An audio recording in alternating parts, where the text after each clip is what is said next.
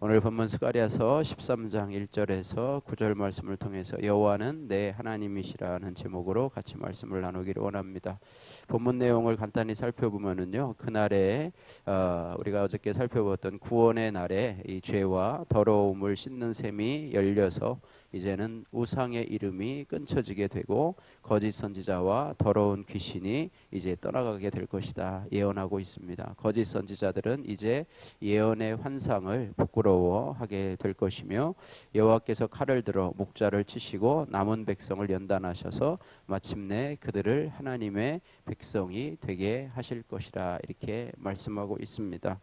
오늘 9절 말씀 마지막 막절 말씀을 보니까 이는 내 백성이라 할 것이요 그들은 말하기를 여호와는 내 하나님이라 하리라 이렇게 말씀하고 있습니다. 예, 하나님을 나의 하나님으로 고백하는 이런 성도들, 또 하나님께서 우리를 하나님의 백성으로 인정하시는 백성은 참으로 복이 있는 자다 이렇게 우리 인생 가운데서 우리가 고백을 하면서 여호와를 하나님으로 고백하는 성도는 어떤 특징을 가지고 있는가 오늘 살펴보기를 원합니다.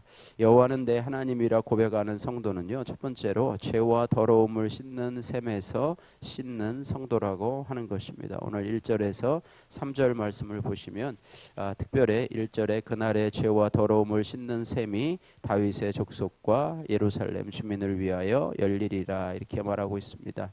죄와 더러움을 씻는 셈, 그죠? 일반 우리가 뭐 생수를 마시는 셈은 있지만은 죄를 씻는 셈, 또 더러움을 씻는 셈, 죄를 씻는 셈, 여기는 바로 예수 그리스도를 말하죠. 예수 그리스도의 보혈을 의미하고 있습니다. 예수 그리스도의 보혈만이 우리의 죄와 더러움을 씻을 수 있다라고 하는 것이죠. 그래서 이 스가랴 선지자의 죄와 더러움을 씻는 셈이 열리리라고 하는 이 예언은 예수 그리스도의 십자가 희생으로 인해서 그분이 흘린 보배로운 피로 인해서 이미 성취가 된 줄로 믿습니다. 보혈의 셈은 모든 악의 근원을 끊어서 예수 그리스도의 생명에 참여할 기회를 주고 우리가 하나님 앞에 나갈 수 있는 정결함을 허락해 주는 그런 셈이라고 하는 것입니다. 그래서 그 셈을 받게 되어지면은 2절 말씀에 보니까 2절에서 3절 말씀까지 같이 한번 읽겠습니다. 2절 3절 만군의 여호와가 말하노라 그날에 내가 우상의 이름을 이 땅에서 끊어서 기억도 되지 못하게 할 것이며 거짓 선지자와 더러운 귀신을 이 땅에서 떠나게 할 것이라. 사람이 아직도 예언할 것 같으면 그 낳은 부모가 그에게 이르기를 내가 여호와의 이름을 빙자하여 거짓말을 하니 살지 못하리라 하고 낳은 부모가 그가 예언할 때에 칼로 그를 찌르리라.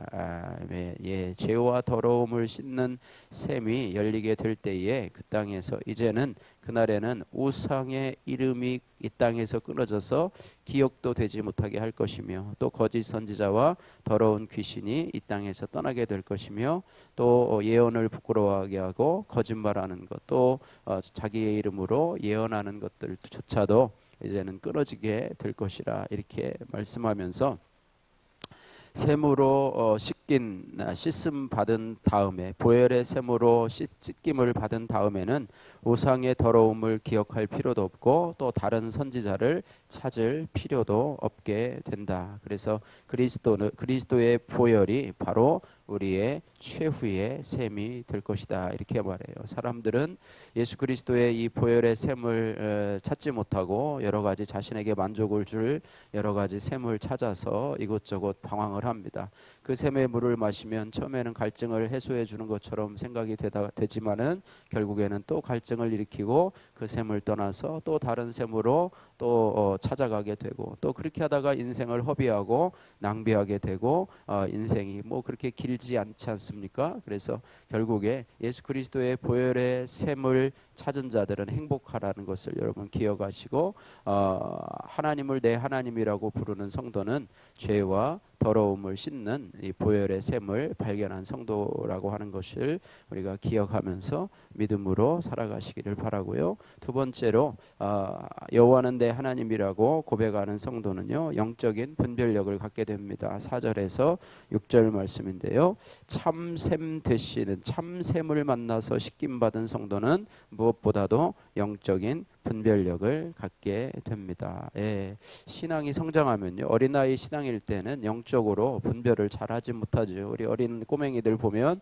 누가 이렇게 와라 그러면은 부모님을 떠나서 이렇게 해서 가기도 하고, 또 옛날에는 유괴도 많이 당하지 않았습니까? 조금만 뭐로 이렇게 유혹을 하면 따라가서 이렇게 하는 경우가 있는데, 신앙의 어린 아이에 있어서도요, 영적 분별력이 잘 없어요. 이것이 참인지 진실인지, 이게 진짜인지 가짜인지, 뭐 이렇게 우리가 흔히 얘기하기를 귀가 얇다라는 표현을 쓰면 자꾸 누구 말을 듣고 뭐 돈을 막 허비하면서 뭐 할부로 뭘 막 사든지 뭐 이렇게 하는 경우가 있는데, 신앙이 성장한다는 증거는 뭐냐면 영적인 분별력을 갖게 된다는 것입니다. 거짓 선지자라든지 또 이단의 어떤 유혹이라든지, 또 나를 세상으로 빠뜨리려고 하는 어떤 친구들의 어떤 유혹이라든지, 죄로 유혹하는 어떤 그런 것들도 잘 분별해서 이것이 옳고 그러다고 하는 판단력을 가질 수 있다는 것이 바로 참샘을 만나서 씻김을 받은 성도의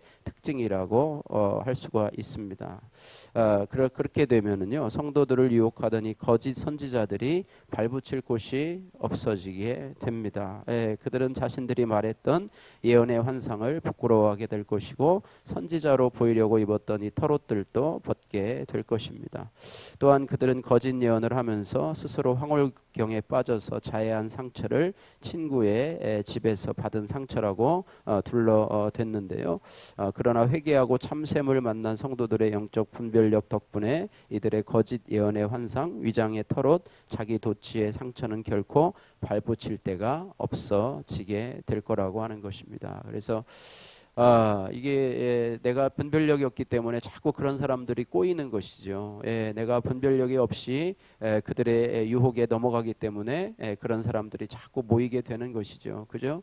그래서 우리가 영적 분별력을 갖게 되면 그런 사람조차도 부끄러워하고 그런 사람들이 발붙일 데가 없어지게 될 거라고 하는 것입니다. 그래서 하나님 앞에 우리가 이 참샘을 만나 씻김 받은 성도는 영적 분별력을 갖게 되는데, 특별히 하나님 앞에 우리가 믿음이 더 성장해서 이런 영적 분별력을 갖게 해달라고 여러분 기도하시고, 또 삶을 살아가면서도 그런 사람들이 자꾸 올 때마다, 사람을 대할 때마다 영적 분별력을 가지려고 기도하면서 사람을 여러분 파악할 줄 알고, 또 성경에 비추어서 나에게 오는 사람들이 어떤 사람인지를 여러분 잘 분별할 수 있는, 그래서 잘 대처할 수 있는, 할렐루야, 그런 은혜가 있어야 될 줄로 믿습니다. 그래서 영적 분별력을 달라고 기도하시는 오늘 새벽이 되게 하시고, 또 요즘에 내가 영적 분별력이 없어서 내 주위에 어떤 미혹을 받고 있지는 않은지, 이런 부분도 여러분 적용해 보시면 좋을 듯 합니다. 마지막으로 세 번째, 여호와를 내 하나님으로 고백하는 성도는요, 여전히 세상과 하나 된 나를 연단해 가심을 깨닫는 성도라고 하는 것입니다. 오늘 7절에서 9절 말씀인데요, 7절에서 9절 말씀, 특별히 9절에서 10절 말씀 같이 한번 읽겠습니다. 내가 그 3분의 1을 불 가운데에 던져 은같이 연단하며 금같이 시험할 것이라. 그들이 내 이름을 부르리니 내가 들을 것이며, 나는 말하기를 이는 내 백성이라 할 것이요 그들은 말하기를 여호와는 내 하나님이라 하리라. 아멘. 9절에 보니까 3분의 여호와가 온 땅에서 멸할 때에 8절에 3분의 2는 멸망하고 3분의 1은 남겨두는데, 그 3분의 1을 불 가운데 던져 은같이 연단하며 금같이 시험하게 될 것이라. 이렇게 남은 자는 우리 성도들을 의미하는 것이죠. 그래서 그들을 은과 같이 연단하며 금같이 시험할 것이라, 이렇게 말씀하고 있습니다. 하나님은 세상 가운데서 우리를 그저 버려두지 아니하시고 우리를 연단하시는 하나님이심을 여러분 기억하시기를 바랍니다. 그저 꽃길만 걷고 그냥 온실 속의 화초와 같이 우리를 잘 보호하시고, 그래 내가 다 해줄게, 너는 아무것도 안 해도 돼 하면서 우리를 그저 내버려 두는, 그냥 과잉 보호하는 그런 부모와 같이 그렇게 내버려 두지 아니하시고, 어떻게 보면 야생에서 우리에게 야생성을 기르도록 우리가 정말로 야생의 잡초와 같이 그렇게 커서 어떠한 시련과 역경에도 굴하지 않는 그런 강한 그리스도인으로 또 천국에 합당한 그리스도인으로 우리의 성품을 또 우리의 신앙을 단련하시는 하나님이심을 우리가 기억해야 됩니다. 여러분 연단이라는 단어를 여러분 아시죠? 연단이라고 하는 것은 다른 말로 이 단련이라고 하는데요.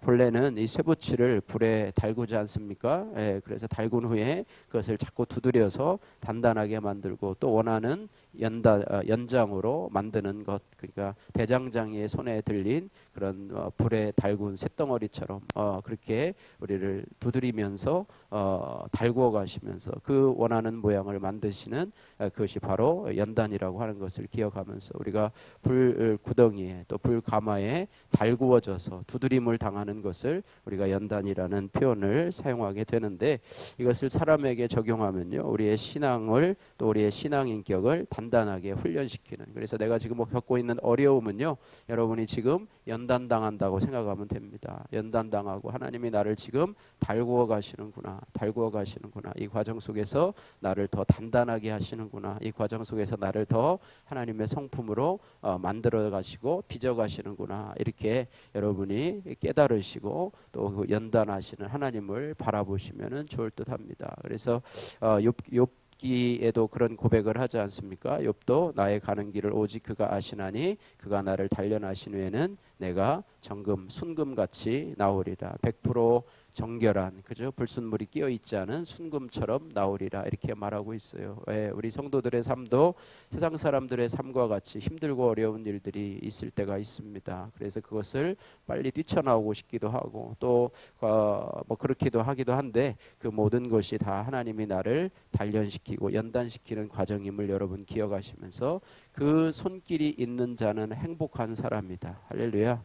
하나님의 가장 큰 심판이 뭐냐면 내버려 두는 거예요. 네가 하든지 말든지 아무렇게나 해라, 관심이 없는 거예요. 그냥 내버려진 자식처럼 우리를 아무런 신경도 쓰지 않으면 그것이 바로 하나님의 최고의 심판인데, 하나님은 우리를 사랑하셔서 우리의 신앙과 우리의 신앙 인격을 연단하시기 위해서 오늘도 우리 주위에 우리의 구원과 또 우리의 거룩함을 위해서 수고하는 사람들을 두고 있다는 것을 기억하면서 오히려 어려운 환경을 여러분 감사하시고 또 나 주위에 나를 힘들게 하는 사람을 오히려 고마워할 수 있는, 할렐루야, 모두가 나를 칭찬하고 모두가 나를 인정하고 나를 우러러 받드는 환경이면요 우리는 아무것도 변하지 않습니다. 오히려 교만해져서요 우리가 잘못될 가능성이 많습니다. 그러나 어려운 환경 속에서 우리 자신의 본 모습을 바라보게 되고 우리 안에 죄악의 찌꺼기들을 바라보게 되고 내 안에 연단되지 못한 성숙되지 못한 인격들을 바라보게 되면서 내 수준이 이 정도밖에 안 되는구나 라고 하면서 하나님을 더 의지하며 하나님을 더 신뢰할 수 있는 그런 사람으로 우리를 빚어가시는 것을 보면서요 적용의 말씀이지요. 하나님의 연단으로 지금 내가 겪고 있는 어려움은 무엇인지 여러분 보시면서 그것을 통해서 내가 벗어나기만을 위해 기도하는 것이 아니라 그 연단을 잘 견디고 인내해서 내가 아름다운 신앙의 모습으로 회복될 수 있도록 여러분 기도하시기를 바랍니다. 샘이 열린 그날이라고 하는 우리 한 성도님의 간증의 내용입니다. 젊은 시절 동대문 의류시장에서 도매업을 하던 저는 매일같이 쩐의 전쟁을 치르며 살았습니다. 쩐의 전쟁, 돈이죠, 돈. 교회를 다니면서도 하나님보다 돈을 우위에 두고 거짓 선지자와 더러운 귀신의 종노릇을 했습니다. 흥방성쇠를 거듭하는 과정에서 사업이 안 되면 기도원에 달려가서 하나님의 능력으로 복을 내려달라고 빌었습니다. 그것이 하나님의 자녀가 받는 복인 줄 알았습니다. 그렇게 기복신앙으로 결혼의 목적이 무엇인지도 몰랐던 저는 혼외 자식을 낳은 남편과 갈등도 없이 이혼했습니다. 그 후 의지하던 사업장이 다 망해 사방이 막히고 나서야 말씀 있는 예배 공동체에 속하게 되었습니다. 교회에서 양육을 받으면서 예수님을 인격적으로 만났고 구속사의 말씀을 들으면서 저의 불신 결혼과 이혼의 죄, 물질과 자녀 우상을 회개했습니다. 그러다가 4년 전에 큰아들이 병원에서 CT 촬영을 하기 위해서 조영제를 투여받다가 3시간 만에 돌연사하는 청천벽력 같은 사건이 찾아왔습니다. 하지만 하나님은 세상 사람들이 보기에 저주 같은 그 사건을 구원의 사건으로 바꾸어 주셔서 주셨어요. 그래서 그 날에 비로소 죄와 더러움을 씻는 셈이 저와 저희 가정을 위하여 열리게 되었습니다. 저는 아들이 저희 집안의 구원을 위해 사명을 다하고 간 것임을 말씀으로 깨달았고, 갈등이 심했던 큰 며느리와 화해하고 친자식처럼 여기게 되었습니다. 3분의 1을 불 가운데 던져 은같이 연단하시는 하나님의 계획 앞에 제가 할 수 있는 일이라고는 아무것도 없었습니다. 그저 주의 이름을 부르며 재앙 가운데 찾아오신 주님을 영접하는 일뿐이었습니다. 큰아들의 죽음이 헛된 것이 아니라 저희 가정의 구원을 위해서 하나님이 하신 일임을 믿습니다. 아들이 제게 남기고 간 사명을 이어받아서 남은 인생 며느리와 손주, 전 남편의 가정과 지인의 구원을 위해서 복음을 전하며 살겠습니다. 적용의 말씀, 사업장의 직원들과 어려움에 처한 지인들에게 저의 간증을 전하겠습니다. 대학생이 된 손주가 청년부 소그룹 모임에 잘 참여할 수 있도록 권면하겠습니다. 하나님의 자녀, 여호와는 나의 하나님이라 고백하는 과정 속에서 우리는 예수 그리스도의 죄와 더러움을 씻는 셈을 경험한 줄로 믿습니다. 우리는 그런 과정들 속에서 이 세상을 살아가면서 하나님께서 우리에게 영적 분별력을 주셔서 거짓을 분별할 수 있는 은혜를 달라고 기도하시기를 바라고, 또 연단시키시는 하나님의 손길을 깨달으면서 우리가 원망과 불평 대신에 나를 위한 하나님의 구원 계획을 여러분 깨달아 하시고, 내가 이 땅을 살아가면서 여호와는 내 하나님이시라 고백하는 것이 가장 귀하고 소중한 고백임을 여러분 기억하시면서 이 모든 과정 속에서 하나님이 우리를 보살펴 주시고 또 인도하신다고 하는 사실을 깨달아서 우리의 삶이 뒤로 후퇴하는 삶이 아니라 하나님 앞에 더 가까이 나가시는 그런 은혜가 있는 그런 귀한 삶이 되게 해달라고 이 시간 같이 기도하는 그런 시간 되었으면 좋겠습니다.